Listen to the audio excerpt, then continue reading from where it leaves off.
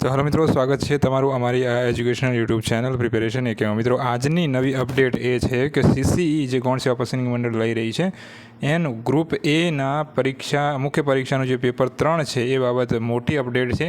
વિડીયોમાં અંત સુધી બના રહેજો। આપણે સિલેબસ ઉપર ડિસ્કસ કરીશું અને વધેલી સંખ્યા ઉપર ડિસ્કસ કરીશું, સાથે સાથે આપણે કેટલી અપડેટ્સ પણ જોઈશું। ચાલો સ્ટાર્ટ કરીએ। મિત્રો, તમે બંને વેબસાઇટ જે છે એટલે કે ojas.gujarat.government.in અને આ જીએસએસબીની ગુજરાત ગવર્મેન્ટની જે ઓફિશિયલ વેબસાઇટ છે એ બંને વેબસાઇટ તમે ચેક કરતા રહેજો, સમયે અપડેટ જે છે આવશે, બરાબર।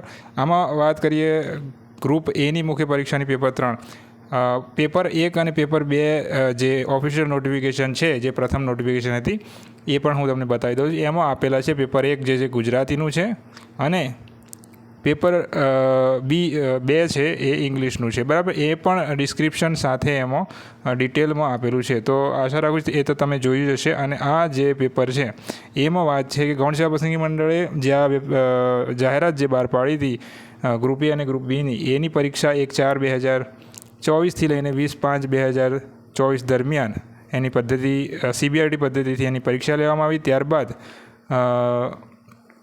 હવે એની જે આન્સર કી અને ફાઇનલ આન્સર કીનું પણ મિત્રો અપડેટ છે। આ ફાઇનલ જે કહી શકાય કે પ્રોવિઝનલ આન્સર કી છે એ તો આવી ગઈ છે, તમને ખ્યાલ હશે, પરંતુ જે એની ફાઇનલ આન્સર કી છે એ ક્યાં સુધીમાં આવી શકે છે? મિત્રો, વાંધા અરજી જે છે એ ઘણા એવી સંખ્યામાં વાંધા અરજી નોંધાઈ છે, બરાબર। ઘણી એવી જે છે અરજીઓ આવી છે જેમાં જે છે પ્રશ્નો જે છે કહી શકાય કે રદ થઈ શકે એમ છે અથવા તો ખોટા છે। તો એવી ઘણી એવી વાંધા અરજીઓ આવવાના હોવાના કારણે અધ્યક્ષ પોતે એવું જણાવે છે કે ફાઇનલ આન્સર કી આવતા થોડી એક વાર લાગશે, એટલે કે જે જુલાઈ મંથ છે, જુલાઈ મંથની એન્ડ સુધીમાં ફાઇનલ આન્સર કી આવી શકે છે અને ઓગસ્ટના એન્ડ સુધીમાં જે છે તમારું આનું રિઝલ્ટ જે છે એ આવી શકે છે, બરાબર। તો આ એક અપડેટ થઈ ફાઇનલ આન્સર કી અને રિઝલ્ટ બાબતે। અને અત્યારે જે મેઇન અપડેટ આજે આવી છે એ છે કે મુખ્ય પરીક્ષાનું સામાન્ય અભ્યાસ એટલે કે જીકેનું જે પેપર હતું, બરાબર, એ જીકેના પેપરમાં તમને હવે એકદમ ડિટેલમાં તમને જે ચિત્ર છે એ સ્પષ્ટ કરી દેવામાં આવ્યું છે। ભારતનો ઇતિહાસ, એના પ્રશ્નપત્રોમાં પ્રશ્નોની સંખ્યા 5 હશે, જેના જે ગુણભાર છે 3 હશે, બરાબર। પ્રત્યેક એક પ્રશ્નનો 3 માર્ક્સ રહેશે, 3 ગુણ રહેશે, બરાબર। એમ કુલ ગુણ 15 માર્ક્સના રહેશે। સાંસ્કૃતિક વારસોના 5 પ્રશ્નો પૂછાશે, એમાં પણ 3 માર્ક્સનો ગુણભાર રહેશે અને 15 માર્ક્સ ટોટલ હશે। ભૂગોળ એ રીતે ભૂગોળના 5 પ્રશ્નો હશે અને પ્રત્યેકનો 3 માર્ક્સનો ગુણભાર રહેશે, બરાબર। એ રીતે ટોટલ 15 માર્ક્સનું ભૂગોળ પૂછાશે। એવી જ રીતે વિજ્ઞાનમાં પણ 4 પ્રશ્નો પૂછાશે અને 3 પ્રશ્નોનો પ્રત્યેક ગુણભાર રહેશે, ટોટલ 12 ગુણભાર ટોટલ ગુણ રહેશે, બરાબર। ત્યારબાદ કરંટ અફેર્સમાં જોઈ લો। કરંટ અફેર્સના ટોટલ જે છે 10 પ્રશ્નો પૂછાશે। એ જ રીતે બંધારણ અને રાજ્ય વ્યવસ્થાના પણ 10 પ્રશ્નો પૂછાશે। ટોટલ દરેક પ્રશ્નોનું 3 માર્ક રહેશે અને 30 માર્ક્સ ટોટલ ગુણભાર રહેશે, બરાબર। એટલે તમે જોઈ લો કે મહત્તમ વેટેજ તમારે ક્યાંથી ખેંચવાનું છે।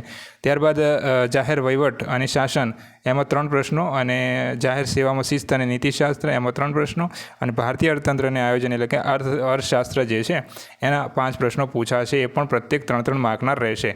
ટોટલ 9, 9 અને 15નું જે છે ટોટલ ગુણ રહેશે। એમ કરીને ટોટલ 150 માર્કનું પેપર 3 જે છે રહેશે।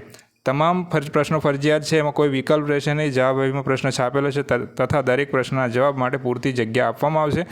પ્રત્યેક પ્રશ્નો 30થી 40 શબ્દોમાં સચોટ અને ઉચિત જવાબ લખવાનો રહેશે। એટલે મિત્રો, એવું નહીં કે તમે ફકરા લખી રહો અને એનો કોઈ મિનિંગ જ ના નીકળે, બરાબર, એનો કંઈ સચોટ ઉત્તર ના હોય, તમે ઓછા શબ્દોમાં વધુ લખશો એને જે છે ગુણભાર ગણવામાં આવશે, એને જે છે સચોટ આન્સર ગણવામાં આવશે। એટલે કે જે પણ મિત્રો મેથ્સની તૈયારી કરી રહ્યા છે એને માટે આ એક વધુ ચિત્ર જે છે સ્પષ્ટ કરી દેવામાં આવ્યું છે। મિત્રો, વાત કરીએ આગળ જે ઓલ્ડ જે સિલેબસ હતું એની, તો એ પણ તમને બતાવી દઉં। તો મિત્રો, જે ગ્રુપ એ છે એની જે પ્રશ્નપત્ર 1 છે એટલે કે પ્રથમ પેપર છે ગુજરાતીનું મુખ્ય પરીક્ષામાં 100 ગુણનું રહેશે, 3 કલાકનો સમય રહેશે। એમાં કોઈ પણ એક જે છે તમારે નિબંધ લખવાનું રહેશે। વિકલ્પ 3 આપેલા હશે, એમાં આશરે 250થી 300 શબ્દોમાં લખવાનું છે। 15 માર્કનો ગુણભાર રહેશે। વિચાર વિસ્તાર હશે, સંક્ષેપીકરણ હશે। એમાં પણ વિચાર વિસ્તારમાં પણ કોઈ પણ 2 ઓપ્શન રહેશે, એમાંથી કોઈ પણ એક તમારે જે છે એનો વિચાર વિસ્તાર કરવાનો રહેશે। કાવ્ય પંક્તિઓ અથવા ગદ્ય સૂક્તિ હોઈ શકે છે, બરાબર। સંક્ષેપીકરણમાં આપેલ ગદ્યમાંથી આશરે 1/3 એટલે કે 1/3 એટલે કે ત્રીજા ભાગના જે શબ્દોનું સંક્ષેપીકરણ તમારે કરવાનું રહેશે. 10 માર્કનો પ્રશ્નપત્રનો ગુણભાર રહેશે એ પ્રશ્નનો. ગદ્ય સમીક્ષા આપેલા ગદ્યખંડના આધારે પૂછેલા પ્રશ્નોના જવાબ એ તો આપણે કરતા જ હતા જ્યારે પણ આપણે 10મા 12મામાં આ પેપરો આપ્યા છે એ પ્રમાણે. પત્રલેખન રહેશે અને એમાં પણ અભિનંદન, શુભેચ્છા અને વિનંતી, ફરિયાદ આવા જે છે કન્સેપ્ટ આધારે તમારે કોઈ પણ એક પત્રલેખન 100 શબ્દોમાં કરવાનું રહેશે. બરાબર, એનો પણ ગુણભાર સામે આપેલો છે. 5 માર્ક રહેશે. ચર્ચાપત્ર હશે, ત્યારબાદ અહેવાલ લેખન હશે અને ભાષાંતર અંગ્રેજીમાંથી ગુજરાતીમાં હશે. ત્યારબાદ ગુજરાતી વ્યાકરણમાં તમે જોઈ શકો છો એ પ્રમાણે ટોપિક્સ આપેલા છે. એના 10 માર્કનો જે છે એના પ્રશ્નો રહેશે. છંદ, અલંકાર, જોડણી, લેખન શુદ્ધિ, સંધિ, વાક્ય રચના, કહેવતો, સમાસ અને રૂઢિપ્રયોગો જેવા કન્સેપ્ટમાં પ્રશ્ન પૂછી શકાય છે. ઇંગ્લિશમાં પણ તમે જોઈ શકો છો પેપર નંબર 2, એમાં પણ 100 માર્કનું પેપર અને 3 કલાકનો સમય રહેશે. તમે જોઈ લીધું હશે આ જૂનું જે છે સિલેબસ એ પ્રમાણે છે. અને એ જ રીતે રિપોર્ટ રાઇટિંગ છે, લેટર રાઇટિંગ છે, એસે છે અને રાઇટિંગ ઓન વિઝ્યુઅલ ઇન્ફોર્મેશન જે પણ તમને દેખાય છે એના ઉપર, ઠીક છે. ત્યારબાદ ફોર્મલ સ્પીચ છે, ત્યારબાદ એ રીતે આગળ રીડિંગ કમ્પ્રેહેન્શન છે અને એ જ રીતે ગુજરાતી ગ્રામરના પણ 10 પ્રશ્નો રહેશે. અને ટ્રાન્સલેશન હંમેશા ઇંગ્લિશમાં રહેવાનું જ છે. તો એ પ્રમાણે શોર્ટ પેસેજ હશે એ તમારે કરવાનું રહેશે. અને આ પ્રમાણે તમારું સિલેબસ મેન્સનો હશે, ગ્રુપ એનું. બરાબર, હવે વાત કરીએ મિત્રો જે પણ લોકોને જે છે રિફંડ બાબતે તકલીફ આવી રહી છે, રિફંડ બાબતે એને શું કરવાનું રહેશે એની આપણે વિગતે વાત કરી લઈએ. કોઈપણ મિત્રો હજુ સુધી રિફંડ ના આવેલું હોય તેના માટે અપડેટ જે છે ગૌણ સેવા પસંદગી મંડળે જે છે બહાર પાડી છે. તે પ્રમાણે પહેલાં તમારે જે છે જમા ફી જે પરત થયેલી હોય, બરાબર, અને જમા થઈ ગઈ કદાચ તમને ખ્યાલ ના હોય તો તમારે જે છે સૌ પ્રથમ ચેક કરવાનું રહેશે, બરાબર, કે ચકાસણી કરી લો કે તમારું જે છે ખરેખર જે રિફંડ જે છે આવ્યું છે કે નહીં. યુપીઆઈ એપ્લિકેશનથી જો તમે ઓનલાઈન વોલેટ કે એમાં જે છે કહી શકાય કે ફી ભરી હોય તો એ પ્રમાણે જે છે ફોનપે, જીપે અને ગૂગલ જીપે અને જે ભીમ જેવા વગેરે એપ્લિકેશન અથવા તો યુપીઆઈમાં જમા કરાયેલ ફી હોય તો ફી પરત થયા અંગે માત્ર જે વોલેટ કે એપ્લિકેશનના ટ્રાન્ઝેક્શન નહીં પરંતુ જે પણ યુપીઆઈ એપ સાથે લિંક થયેલ બેંક એકાઉન્ટનું ટ્રાન્ઝેક્શન તમારે ચકાસી લેવું પડશે.